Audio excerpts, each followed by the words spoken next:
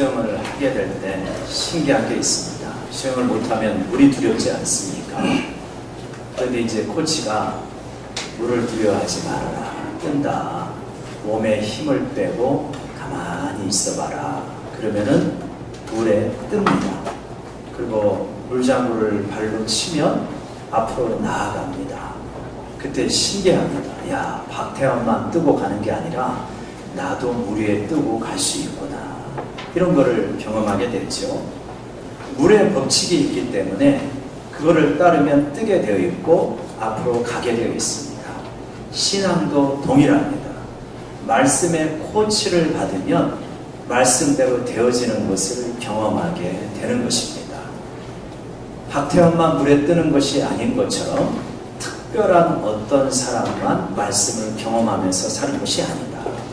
말씀은 우리 모두가 다 경험하고, 야, 이 말씀이 진짜 진리구나. 현실에서 이렇게 적용이 되어지고 현실에서 이렇게 강력한 힘이 있구나 하는 것을 누구나 경험할 수 있습니다. 어떻게 그러한 곳으로 또 그러한 경지까지 나아갈 수 있을까요? 오늘 말씀을 통하여서 엘리야와 사르밧 과부의 이야기를 통하여서 우리 모두가 말씀을 경험하는 그 현장으로 나아갈 수 있기를 원합니다.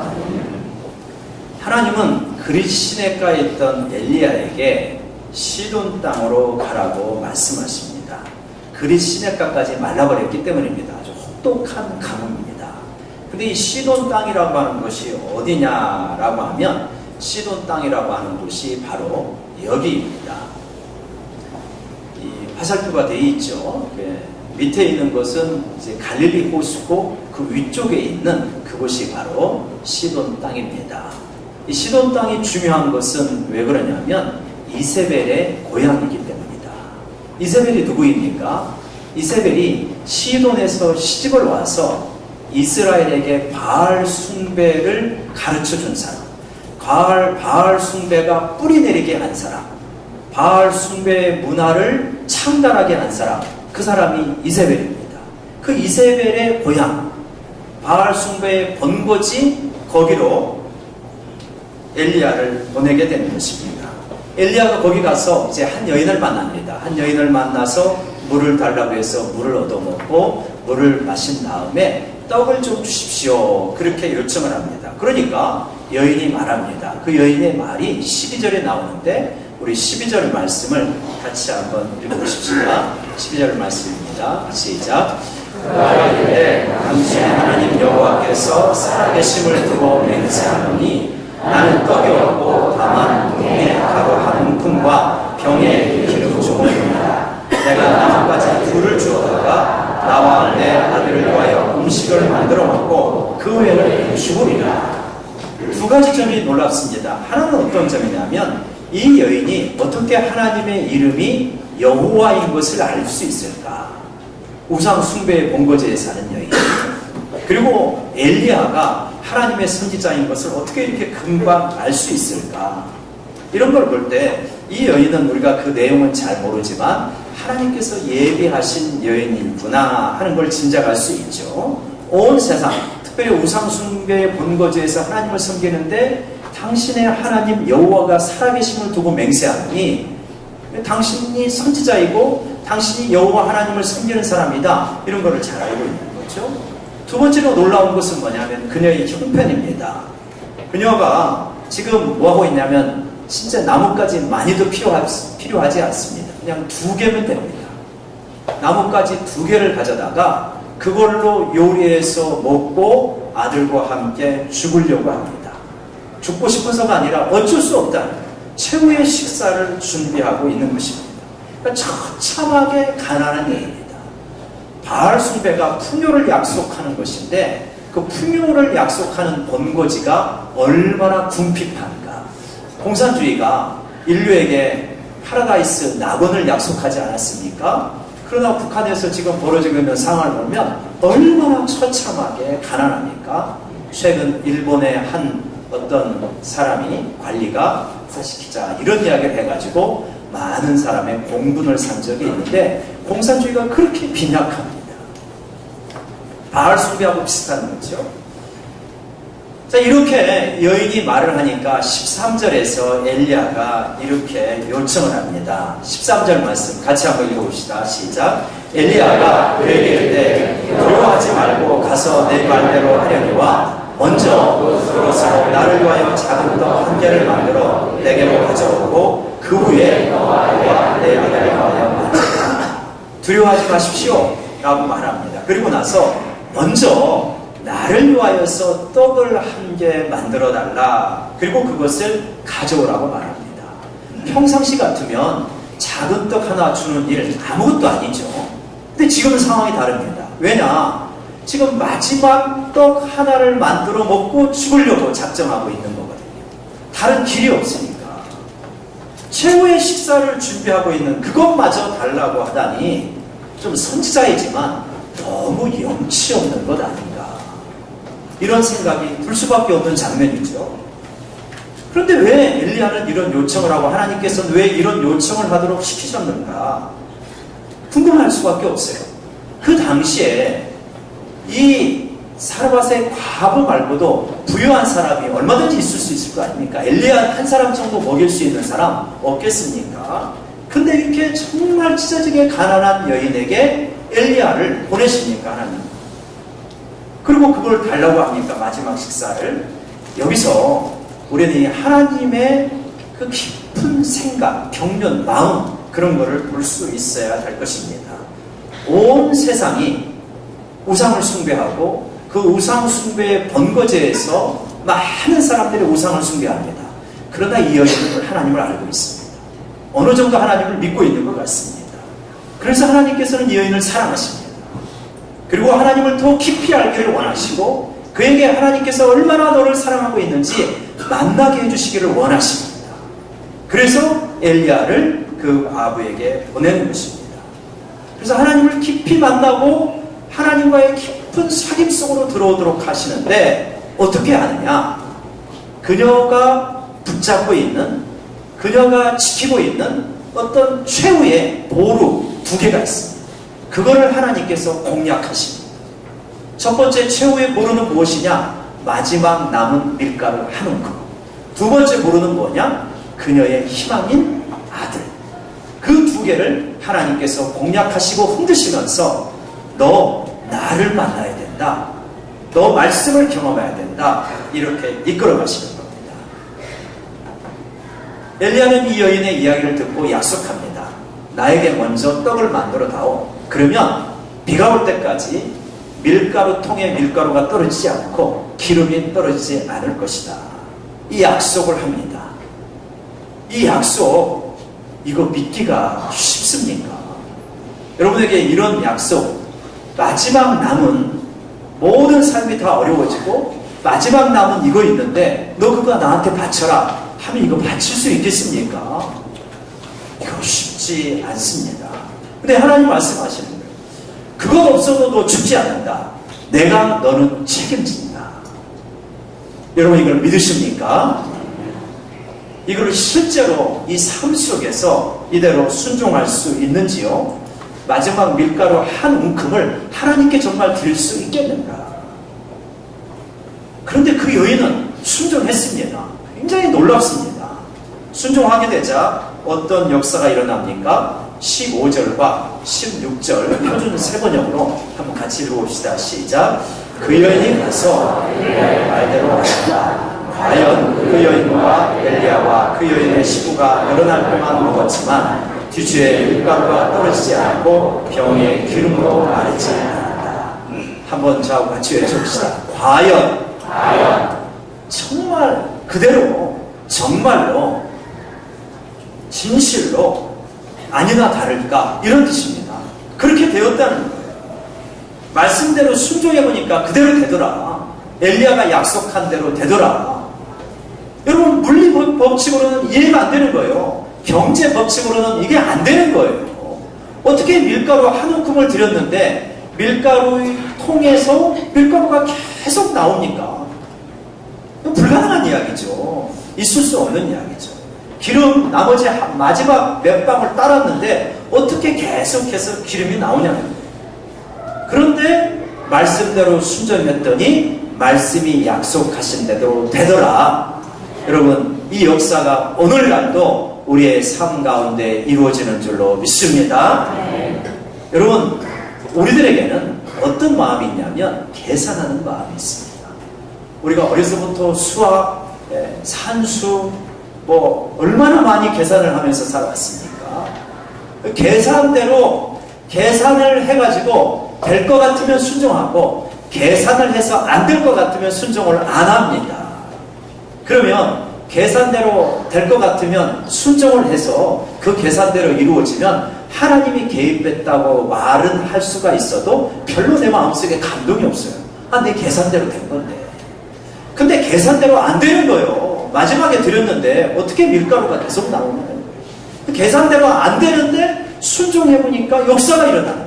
그러면 우리가 무엇을 깨닫냐면 이거는 하나님께서 일하신 거구나. 말씀이 현실 속에서 강력한 기적을 일으킨 것이구나. 이렇게 받아들일 수밖에 없습니다. 여러분, 내 마음속에 계산이 떨어져야만 순종하는 마음이 있다고 한다면 이 시간 하나님 앞에서 그 마음을, 그 계산을 내려놓으시기를 바랍니다. 내가 말씀대로 순종하면 내 계산에는 안 맞아도 분명히 된다. 이 역사를 우리가 체험해야 됩니다. 여러분, 하나님의 말씀처럼 이것이 없으면 죽을 것 같은 것이 있어요. 근데 하나님이 그걸 요구하십니다. 예를 들면 자존심입니다. 내 최후의 보루, 이 자존심. 이거 내려놓으라는 거예요, 하나님이. 근데 이건 없으면 죽을 것 같은 거예요. 이거 상하면 인생 끝난 것 같은 거예요. 그런데 이거 내려놓고 깨어지고 부서졌는데 살 수가 있는 거예요. 내가 말씀대로 순종해서 완전히 깨어졌는데 하나님께서 나를 올리시는 거예요. 예전에는 내가 내 거 챙겨야 됐어요. 내 자존심. 그래서 누가 나를 공격하면 사납게 반격을 합니다. 복은 안 만납니다. 근데 하나님 앞에서 자존심 깨어놓고 그리고 다 내려놨더니 나중에 하나님이 세워주시더라고요. 이게 밀가루 한 움큼이에요. 또요, 진짜 밀가루 한 움큼. 하나님 이거 없으면 나 길거리 나앉아요. 이런 게 있을 수 있어요. 그런데 이거 하나님께서 요청할 때 드리니까 어떻게 합니까? 죽을 것 같았습니까? 안 죽습니다. 하나님께서 채워주십니다. 채워주시되 넘치게 채워주실 수 있다는 것을 믿으시기 바랍니다. 죄송한 이야기를 드리겠습니다. 제 이야기인데요. 저희가 이제 8년 전에 건축할 때 이렇게 건축 공부를 했습니다. 근데 제가 기도하면서 저 나름대로 제 수준에서는 힘껏 했습니다. 제가 그 당시에 받던 1년 사례비보다 훨씬 더 2년 사례비에 가까운 돈을 하나님께 드렸습니다. 그러니까 제 나름대로는 굉장히 많이 한 거죠. 그러면 2년 사례비 가까운 돈을 드렸을 때 어떻게 되었나? 그러면 이후에 굶었나? 이후에 자녀 교육을 못 시켰나? 책을 못 사보았나? 옷을 못 사 입었나? 전혀 그렇지 않았습니다. 밥을 더 잘 먹어가지고요. 저희 식구들이 다 표준 체중보다 오버합니다. 하나님이 먹을 거 다 주셔요. 공부 할 수 있는 만큼 최대한 시켰습니다. 책 사놓고 못 봐본 책 많습니다. 옷도 새 옷 많이 입었습니다. 이치적으로는 안 맞잖아요. 그걸 어떻게 살라 그래요? 네. 이치적으로는 안 맞지만 근데 하나님께서 일하시면 되는 거예요. 근데 이거는 이론적으로 아무리 설명해도 이건 모릅니다. 이거는 경험해봐야 아는 것이지 말씀을 경험해봐야 아는 것이지 머릿속으로는 모르는 거예요. 여러분 11주도 똑같아요. 11주 처음 하려고 하면 어렵습니다, 여러분. 근데 이거는 아무리 결심해도 되는 게 아니고 실제로 해보면 하나님께서 채워주시는구나 이거를 느끼게 되어지는 것입니다. 여러분 공교롭게도 제가 엘리야 말씀을 전하면서 이렇게 이제 겹쳐지고 다음 주에 우리가 주차장 헌금을 이제 작정하고 설명을 듣고 그런 시간을 갖게 되어지는데 저는 이 말씀을 준비하면서 우리 성도님들에게 이렇게 도전하고 싶습니다. 야, 드디어 올 게 왔구나. 시험거리로 듣지 마시고 주차장 헌금을 하고 밀가루 한 움큼을 드리는 것이 하나님을 경험하고 하나님의 기적과 공급을 경험하는 절호의 신앙의 도약의 기회로 삼으시기를 주의 이름으로 축원합니다. 이게 하나님이 주시는 기회예요. 어떤 사람들은 이런 기회가 있으면 도망가요. 도망가면요 어떻게 되어지냐면 도망가는 만큼만 신앙생활을 하고 은혜를 받는, 하나님의 경험을 못 경험해요. 하나님이 채워주시는 것을 못 느끼는 거예요. 그러니까 물에 뜨면 좋겠다 이것만 하는 거예요. 야, 저 사람은 여름이 와서 물에 뜨니까 좋겠다. 근데 우리 신앙생활은 그게 아니고 내가 물에 들어가서 수영을 하고 누려야 될 거 아닙니까? 하나님의 말씀대로 하니까 되는구나. 이거를 체험해야 될 거 아닙니까? 하나님 앞에 이 놀라운 체험을 하시는, 말씀을 경험하시는 우리 모두가 되기를 원합니다. 여러분, 이런 거 한번 체험하고 나면 모든 것이 평탄할 것 같지만 그렇지 않습니다. 또 하나님은 이 여인의 두 번째 보루, 이 여인이 쥐고 못 놓는 것, 거기를 공략하십니다. 멀쩡했던 아들이 병이 들더니 죽어버린 것입니다. 기가 막힙니다. 그러니까 여인은 자연스럽게 선지자를 원망하게 됩니다. 왜 멀쩡한 아들이 죽었을까? 선지자가 오더니 내 죄 때문에 아들이 죽었구나 이렇게 생각을 하는 거예요. 그래가지고 원망하게 되죠. 18절 말씀 우리 같이 한번 읽어보십시다. 시작. 여인이 엘리야에게 이르되 하나님의 사람이여 당신이 나와 더불어 무슨 상관이 있기로 내 죄를 생각나게 하고 또 내 아들을 죽게 하려고 내게 오셨느냐. 네. 또 내 아들을 죽게 하려고 내게 오셨습니다.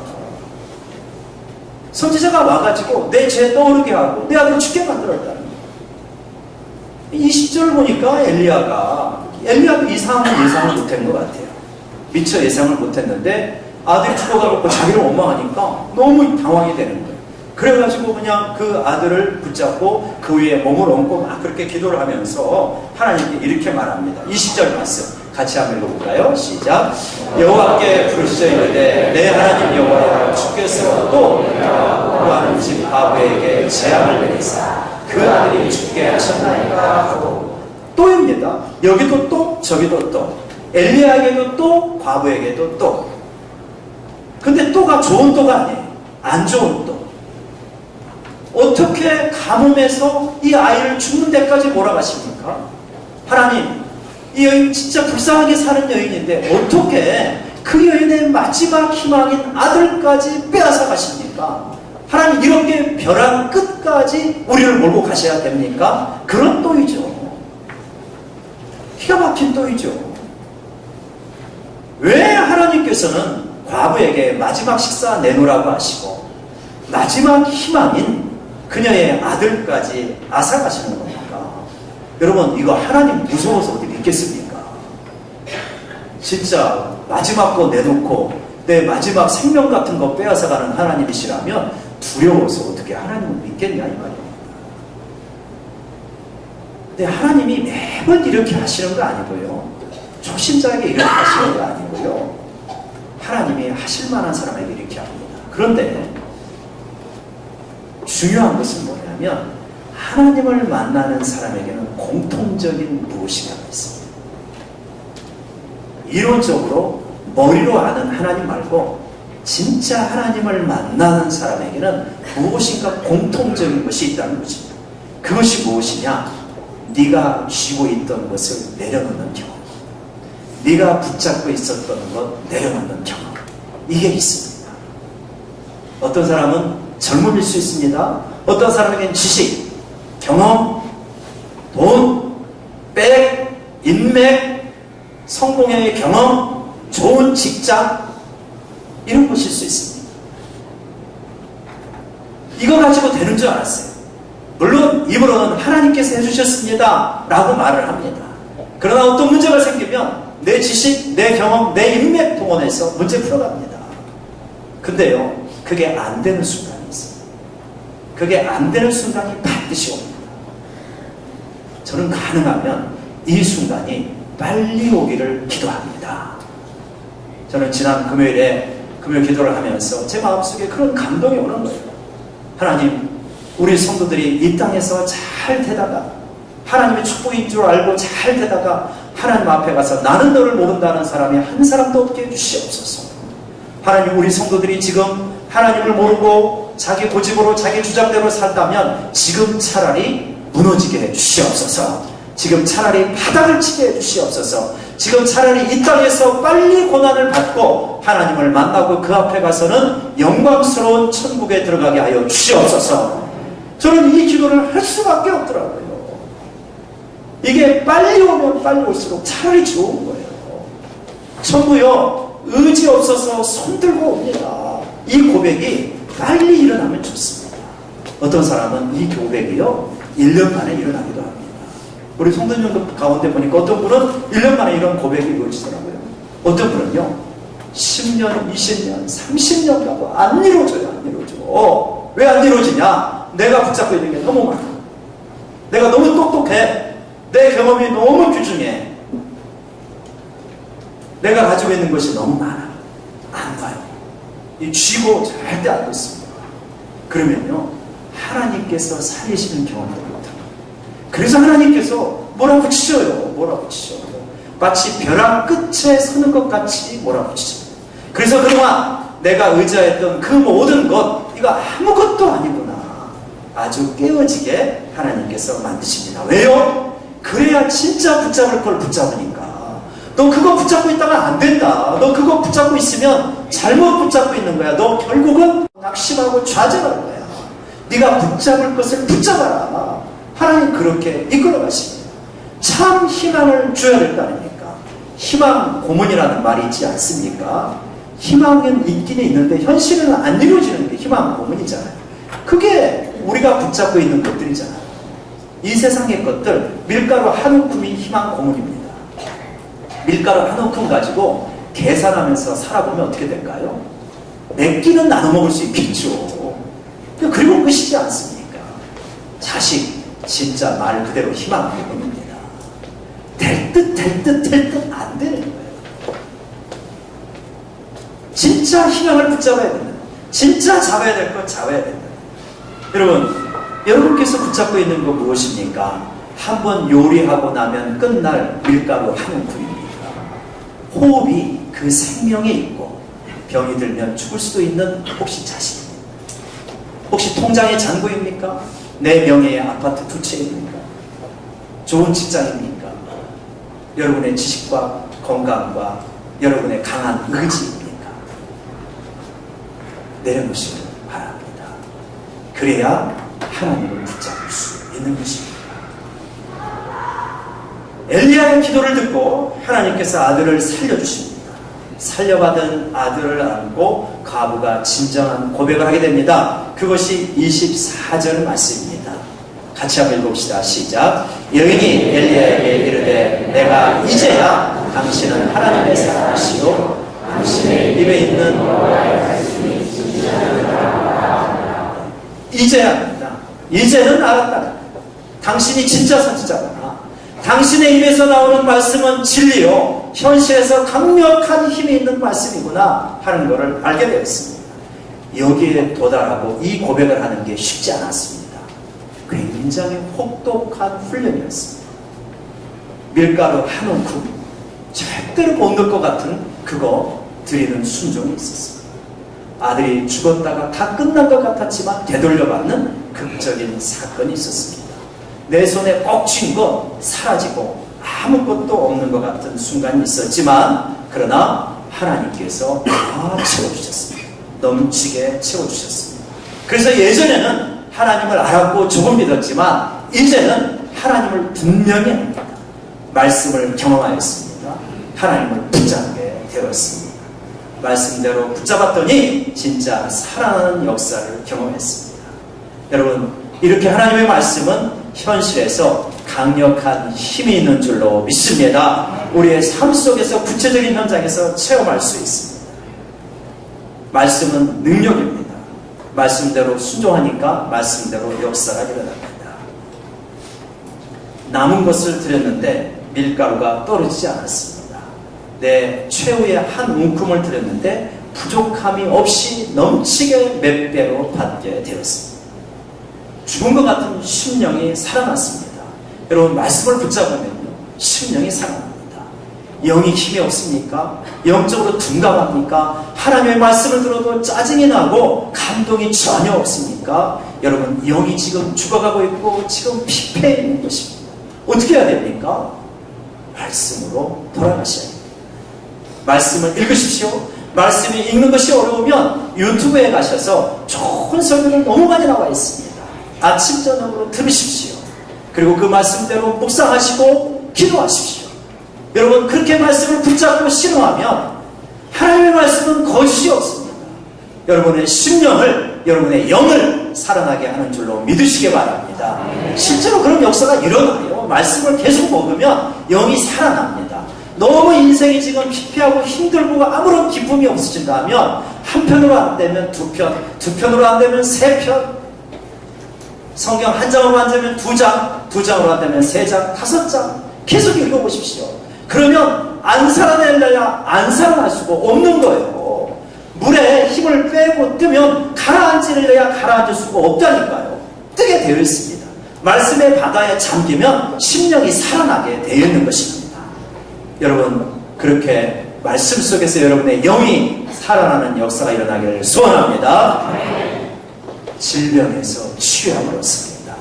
말씀은 강력한 힘이 있어서 우리의 영을 살아나게 할 뿐만 아니라 육체를 회복시킨다는 걸 믿으시기 바랍니다. 하나님의 말씀을 붙잡고 말씀대로 선포하십시오.